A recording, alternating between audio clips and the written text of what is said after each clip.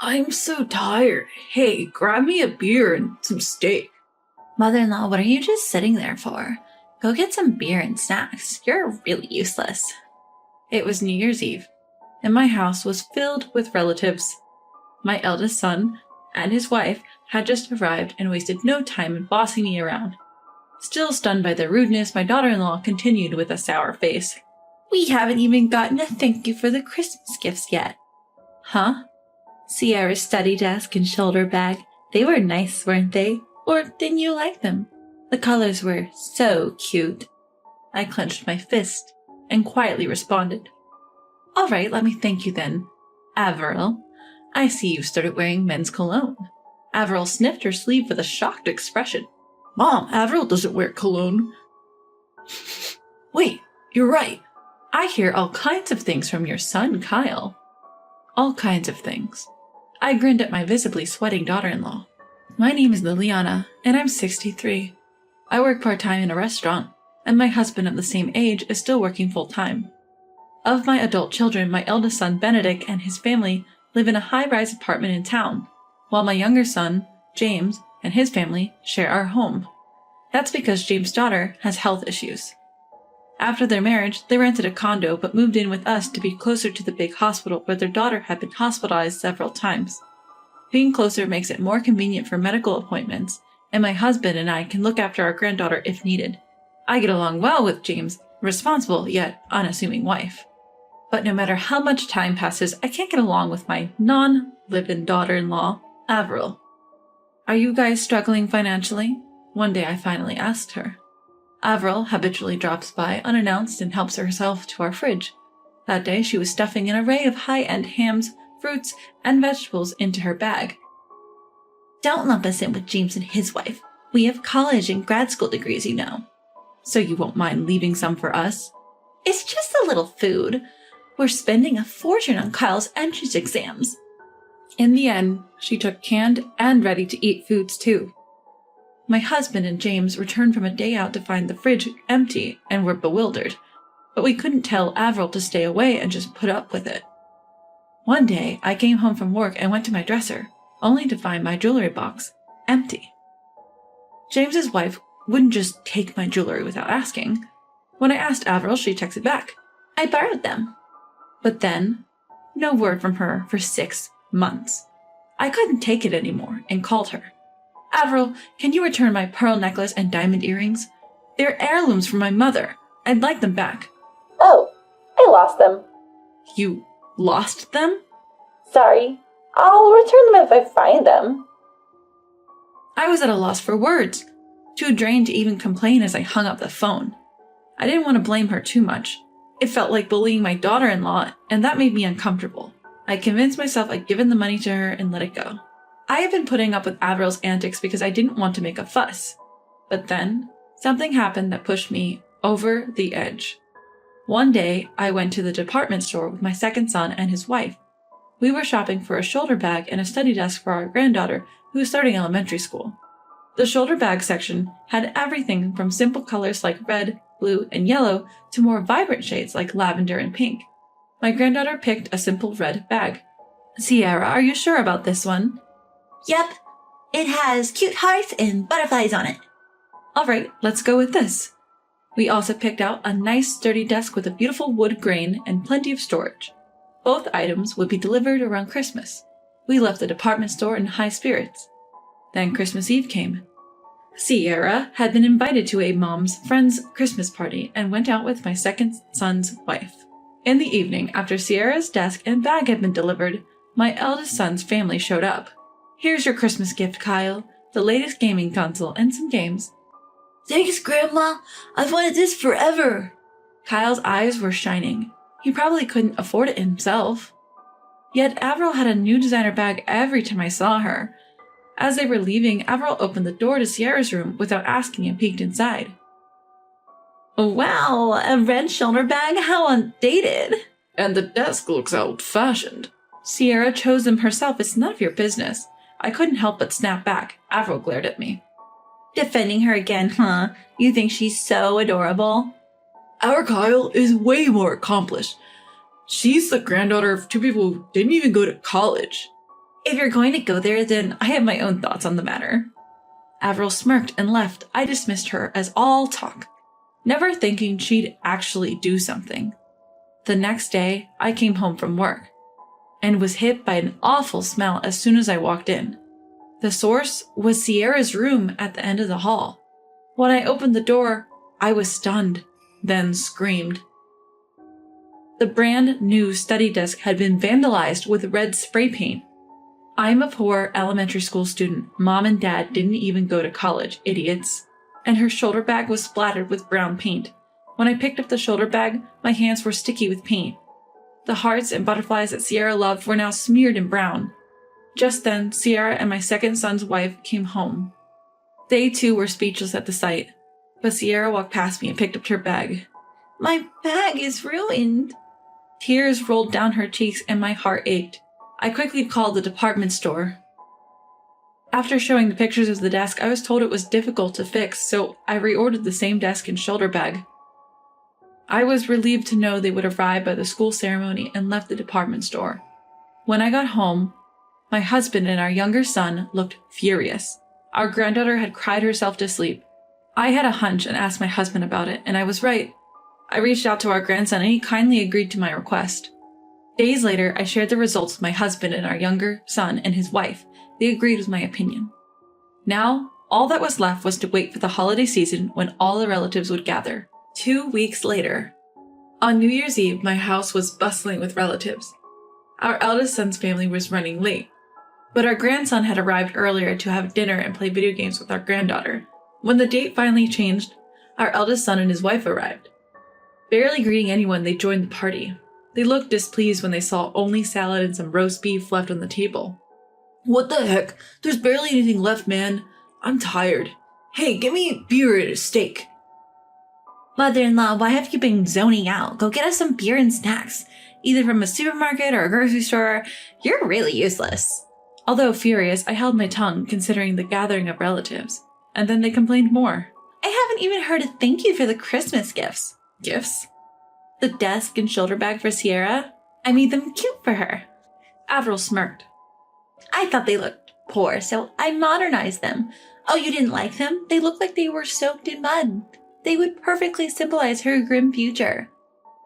Our niece's parents are dim-witted, so she'll never go to college. Poor, uneducated, and sickly. Her life's already a mess at 6. Hilarious, she's living the dream. You! My younger son was about to lash out, but I held him back with a glance. I understand. Let me thank you properly. With clenched fist, I headed to the kitchen. I returned to the room with steak and a can of beer that I had prepared in case the table emptied. I slammed the raw steak in front of my eldest son and his wife and stabbed it with a knife and fork. Here, steak. Then I popped open a can of beer and poured it over Avril's head. Here's the beer you were waiting for. Mom, have you gone mad? What are you doing? My eyes! My eldest son rushed for a towel. No one intervened. Everyone was just stunned. After wiping her face and hair with the towel, Avril, her makeup ruined, yelled at me. Mother-in-law, do you find it amusing to torment your daughter-in-law? What are you talking about? But Avril, I've noticed you've started wearing men's cologne. I can smell it from the dress you're wearing. Avril sniffed her sleeves, looking startled. It's the same cologne my father used to wear, I remember it. My eldest son frowned, puzzled. Mom, Avril doesn't wear perfume. Oh, you're right. Avril pushes past her husband, stuttering as she tries to explain. It's someone else's scent, okay? Even though you came in the car. I shoot Avril a sharp look. I've heard quite a few things from Kyle, you know. Quite a few things. It's winter, but Avril is sweating. Her husband presses her. So you were at your high school reunion overnight, right? Why wouldn't you believe your own wife over your mother? The room goes silent except for the voices of the arguing couple. The relatives who were chattering moments ago have gone quiet, now keenly observing the marital dispute. Just then, my grandson walks in. He nods at me and speaks to Avril. Mom, you're close with your private tutor, aren't you? Do they teach at your alma mater? Yes, they do. To get into a prestigious middle school, you need connections, even with teachers. Is that so? Their son slyly takes out his phone and presses the playback button before setting it next to the raw meat. Averil's voice soon fills the room. Oh, stop. Not now. Kai will be back soon. We're fine, don't worry. I'm looking forward to spending New Year's Eve at a hotel with a beautiful view. I've cleared my schedule for that day. Thank you for always being generous. Don't mention it. I make good money as an elite postgrad. The room starts buzzing again, and her husband's face turns beet red. I just remembered an urgent matter. As Avril tries to sneak away, her husband grabs her arm. You're cheating on me with that college student? So what if I am? I'm young and successful. Men are naturally attracted to me. Avril becomes defiant. I could have earned more than you if it weren't for Kyle. You think you're so great just because you earned a bit more with just a bachelor's degree? She seems to realize she's misspoken. Kyle did nothing wrong. She tries to hug her son from behind to cover a slip, but he shakes her off. I wasn't planning on divorcing you. We still have entrance exams to think about. At the mention of entrance exams, her husband's expression changes. Single-parent families are at a disadvantage in exams. I'll let it go this time. He returns to the seat next to Avril with a cough. But Avril isn't done. She turns to my younger son's family. Even if my salary's decreased since giving birth, it's still way above what bottom feeders make. She gazes smugly at my younger son's family, who are politely enjoying the roast beef. That's right. Comparing us super elites to you barely middle-income folks is just sad. We live in a penthouse. We're at a different level. Honestly, I'm not too keen on letting our kids hang out. I couldn't help but laugh at Avril's pompous statement. What's so funny, mother-in-law? That's rude. I'm sorry, but when people with zero class say something, it's laughable, don't you think? No matter if you're a high school grad or a dropout, there are many out there who are far more decent than you. I looked at my eldest son, sighed, and touched my cheek. Don't you feel embarrassed doing this in front of Sierra and Kyle? Would you just stop? Avril stood up, pointing at the younger son and his wife. Fennec and I work at prestigious companies, not some rundown factories like you people. Kyle will surely get into an elite middle school. We are the chosen ones. And yet you both got fired from those prestigious companies. The room went tense. How do you know that? Avril mumbled. Can you believe he got fired after all that bragging? His younger brother, who works hard as a loving wife, is way more respectable. And to think he acted so high and mighty with that innocent face. Avril looked down at me, stunned, and asked in a raspy voice, How did you know, Mom-in-law? Didn't you know? My sister is the CEO where you worked. She told me you both were let go for bullying your colleagues. Gasps filled the room. The eldest son and his wife, the momentum they had until just now disappeared. Now they are crouching, hiding their pitiful faces. What about the lawsuit from your subordinate for causing depression? They recorded your verbal abuse. Avril glared at me, grinding her teeth. We'll get the best lawyers. And we still have Kyle. She moved to her son and laughed triumphantly. My son was already chosen for a scholarship. A bright future is guaranteed if you have capable parents. Right, Kyle? What are you talking about, Mom? Kyle spoke, clearly annoyed. The scholarship was my doing, while you were too busy with your private tutor. Let me choose my own path. Avril went silent, a sour look on her face. I'm leaving this family, Kyle announced. What? I talked to Grandpa in Detroit. I'm moving there. Don't you dare make decisions on your own. Ignoring his father's shout, Kyle pulled out his phone. I can't live with these kind of people. I'll go crazy. He showed a video to the relatives gathering around. In the video, my eldest son spray painted on his niece's study desk, yelling, Woohoo! I'm going to repaint my niece's poor shoulder back into something stylish. It's like muddy water, so it's fun. Avril was also there, splashing brown paint on a shoulder bag. This is just insane. The relatives frowned and shook their heads. Even with their education, they're awful people. Being highly educated doesn't make you a decent person. At those accurate words, the eldest son and his wife fell silent and looked down. My grandson continued his rant. So you got fired, and now you're planning to make Grandpa pay for my tuition? You think it's his duty to support his grandchild? You worry about losing your financial support if I move out, right? Yeah, no more fun money. We won't even be able to buy clothes if unemployment runs out. Before worrying about that, think about the legal fees. When I offered this scathing advice, Avril paled significantly. We need money even to settle out of court. Benedict, what are we going to do? The eldest son, who had turned as white as a sheet, clung to me. Mom, lend me some money. We're family, aren't we? You are Benedict's mother, aren't you? After everything you've done, you've got the nerve to ask. You've got some nerve. Ignoring his parents who were being berated by the relatives, The grandson went back to his video games. Eventually, the party ended, and one by one, the relatives left.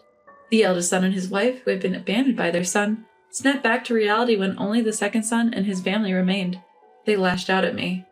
You're destroying our family. That's really low. How could you use your grandson to set up your son like this? Are you even a mother? If you have something to say it now. This is your last chance. What? From now on, don't step foot in our house. My husband took over from there. We want to cut ties too, but since we can't disown you, we've made a notarized document. You're cut out of the inheritance. This seemed to finally shock them. My eldest son held his head in his hands and groaned. Averil's eyes filled with tears as she began to tremble. And for good reason. Our estate is significant, including a considerable amount of land and rental income from condos and apartments. I'll say it again. Benedict gets nothing from the inheritance. You'll have to figure out a living expense and legal fees for yourself. Don't bother us anymore. You're a nuisance. With these cold words, the eldest son and his wife were devastated. They had been living comfortably in a high-rise apartment downtown until the layoffs came. They couldn't afford the management fees and moved to a cheaper apartment. However, our relatives who lived in the same town spread rumors about them, so every time they went out, they got badmouthed and had to sneak around even to go shopping. Although the case he was sued by his subordinate was settled by paying a settlement, he has used up all his savings and spends his days looking for jobs to make ends meet. Both the eldest son and Avril were picky about jobs because they felt they deserved better, but they often clashed with coworkers and customers because of their arrogant attitudes. They got fired repeatedly. Avril apparently got dumped by her private tutor, applying the principle, out of sight, out of mind. The eldest son considered divorcing, but they're living together to save on rent and living expenses. Thanks to Avril's affair, she can't stand up to her husband and is subdued. Now that Avril's unannounced visits and verbal abuses towards my second son's family have stopped, we're enjoying our peaceful daily lives. Sierra's smiles have become more frequent, and perhaps thanks to her newfound emotional stability, her health has also started to improve. We're hopeful that her symptoms will continue to get better, and eventually she won't need to visit the doctor anymore. Our grandson comes over from time to time, engaging in lively games and chit-chats about school with his sister. The sparkle in his eyes tells us he's enjoying his freedom away from his parents, thriving at his maternal grandfather's home. Moving forward, husband and I plan to continue supporting our second son's family and look forward to many happy days ahead.